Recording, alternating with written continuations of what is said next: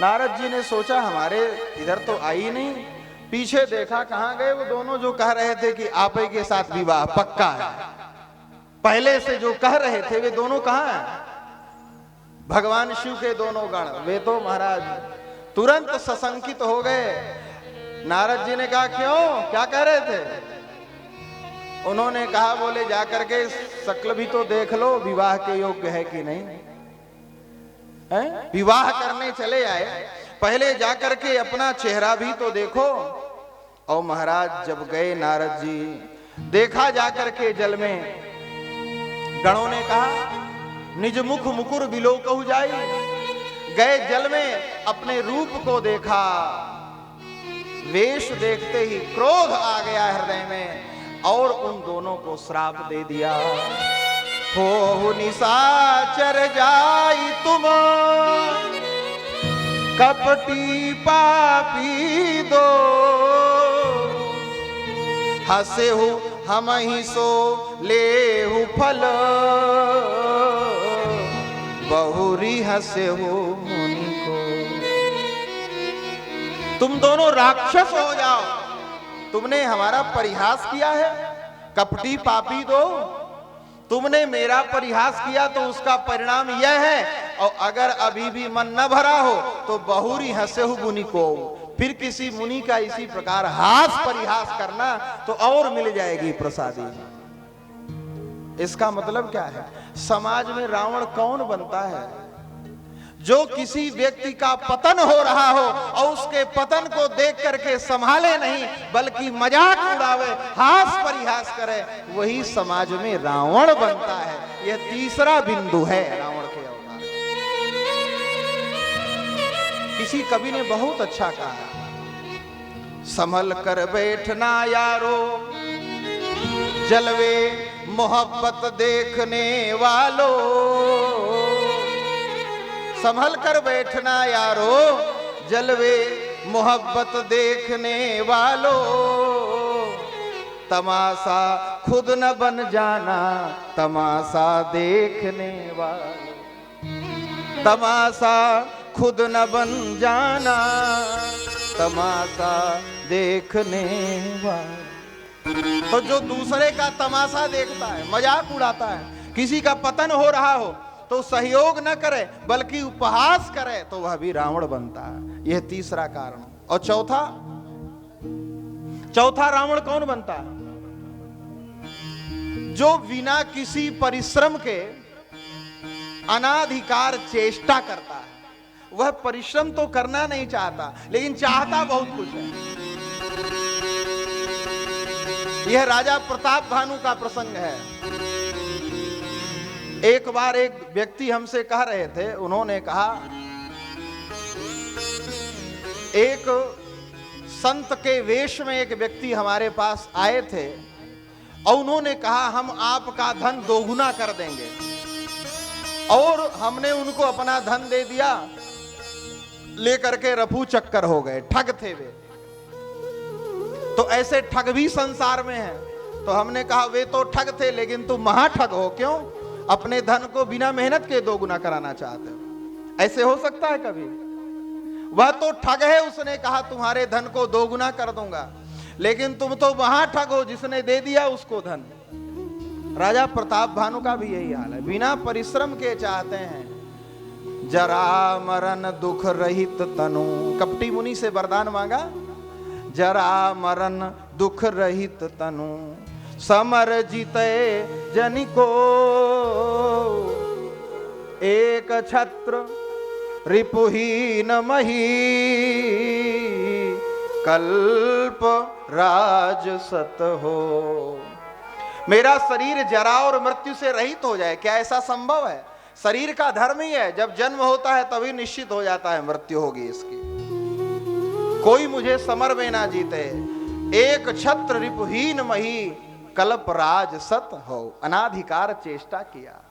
तो जो बिना परिश्रम के और सब प्रकार के फल पाना चाहता है वही बाद में समाज का रावण बनता है। यह चौथा कारण है। वही प्रताप भानु बाद में रावण बना। ये 4 कारण है रावण के अवतार के, और एक कारण है भगवान के अवतार का। स्वयंभू मनुअरु सतरूपा, जिनते भई नर श्रेष्ठी अनूपा। स्वयंभू मनुअरु सतरूपा, जिनते भई नर श्रेष्ठी अनूपा। जिनते भई नर श्रेष्ठी अनूपा। स्वयं भूमनु और सतरूपा, जिनते भई नर श्रेष्ठी अनूपा। महाराज मनु, स्वयंभू मनु अरु सतरूपा, जिनके द्वारा इस सारी सृष्टि का सृजन हुआ।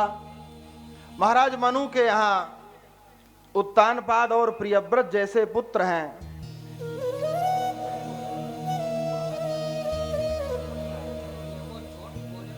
इको डालो इसमें। महाराज मनु और शतरूपा के यहां उत्तानपाद और प्रियव्रत जैसे पुत्र हैं। सुपौत्र हुआ तो वह भी ध्रुव जैसा। सुपौत्र उत्तानपाद के पुत्र हैं ध्रुव, और दौहित्र कैसा हुआ? भगवान कपिल जैसा। लेकिन इतना सब कुछ होने के बाद भी मन में एक बात का कष्ट है, बहुत विचारणीय विषय है। क्या कमी है महाराज मनु के यहाँ? महाराज मनु और शतरूपा के यहाँ कुछ भी कमी नहीं है। जिसके यहाँ उत्तानपाद प्रियव्रत जैसे पुत्र हो, ध्रुव जैसा सुपौत्र हो, पोता हो, और भगवान कपिल के जैसा दौहित्र हो, लेकिन इसके बाद भी कष्ट है। किस बात का? होई न विषय विराग, भवन बसत भा चौथपन। हृदय बहुत दुख लाग, जन्म गयऊ हरि भगति बिनु। उन्हें कष्ट इस बात का है कि विषयों से वैराग्य क्यों नहीं हो रहा। इस घर में रहते रहते चौथापन आ गया, भवन बसत भा चौथपन। और धीरे धीरे हम उस दशा की ओर जा रहे हैं जिसके बाद हम जो चाहेंगे वह कर भी नहीं पाएंगे। अगर कोई सोचे बुढ़ापे में 2 घंटे बैठ करके भगवान नाम ले सकता है, शरीर में क्षमता ही नहीं रहेगी। इसलिए शरीर के स्वस्थ रहते ही भगवान का भजन कर लेना चाहिए। विचार करते हैं, अभी भी विषयों से वैराग्य नहीं हो रहा। बुझे न काम अगिन तुलसी, कहूं विषय भोग बहु घीते। यह विषय रूपी जो घी हमारे इंद्रियों को बिल रहा है, इससे कामाग्नि कभी बुझने वाली नहीं है। हमें अपने जीवन की नश्वरता का विचार करना चाहिए कि जिन विषयों को हम शाश्वत मान रहे हैं, सत्य मान रहे हैं, ये वस्तुतः सत्य नहीं है। जिन संबंधों के लिए हम सारा जीवन गुजार देते हैं, वस्तुतः वे सत्य नहीं है। सत्य तो कुछ और है, सत्य भगवान ही है। यह विचार करना चाहिए, हर मनुष्य को सोचना चाहिए। और जिसको हम सत्य मान रहे हैं वह हमारे साथ जाने वाला भी नहीं है। चाणक्य ने कहा, जब आप जाएंगे तो कौन वस्तु कहां तक साथ देगी, ध्यान पूर्वक सुन लो। धनानि भूमौ पशवश्च गोष्ठे, नारीगृहद्वार जन श्मशाने। देहस्थितायां परलोक मार्गे, धर्मानुगो गच्छति जीव एकः। धनानि भूमौ पशवश्च गोष्ठे, धन भूमि पशु घर तक रहेंगे। स्त्री नारी गृह द्वार, स्त्री घर के दरवाजे पर। और जिनको तुम कहते हो यह मेरा है, यह मेरा है, ऐसे पारिवारिक जन कहां तक जाएंगे?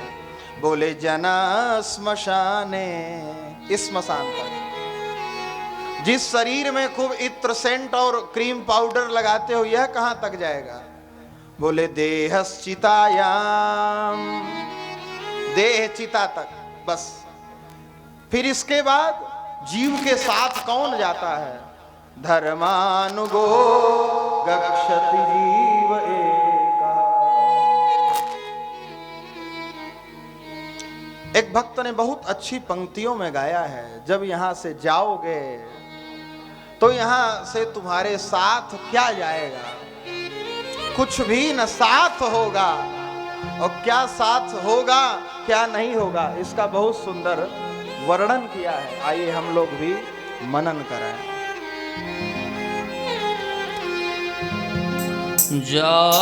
जाएगा जब यहाँ से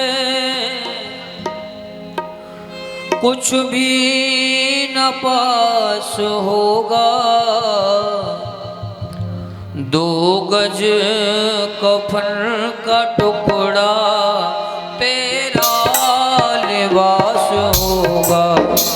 2 गज कफन का टुकड़ा तेरा लिबास होगा। जाएगा जब यहाँ से कुछ भी न पास होगा, 2 गज कफन का टुकड़ा तेरा लिबास होगा।